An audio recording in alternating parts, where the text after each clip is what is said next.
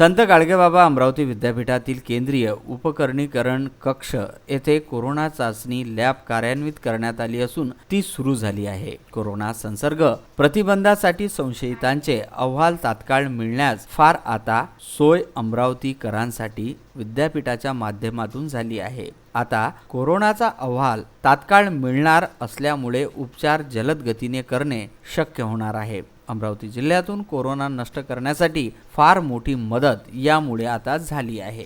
अमरावतीला लॅब व्हावी यासाठी सर्वांकडून प्रयत्न सुरू होते। त्यासाठी अमरावतीच्या पालकमंत्री यांच्यासह खासदार, आमदार, लोकप्रतिनिधी, नागरिक आणि अमरावतीचे जिल्हाधिकारी शैलेश नवाल, जिल्हा आरोग्य अधिकारी डॉक्टर श्यामसुंदर निकम आदींनी केलेले प्रयत्न फळाला लागले आहे। कोरोना संसर्गासारख्या परिस्थितीमध्ये विद्यापीठात प्रथमतः लॅब सुरू झाल्याबद्दल व त्यासाठी प्रस्ताव, प्रशिक्षण, स्थापना आदी बाबींसाठी विद्यापीठातील प्राध्यापक व अधिकारी यांनी प्रयत्न केल्याबद्दल कुलगुरू डॉक्टर मुरलीधर चांदेकर, प्राध्यापक कुलगुरू डॉक्टर राजेश जयपूरकर, कुलसचिव डॉक्टर तुषार देशमुख यांनी सर्वांचे अभिनंदन केले।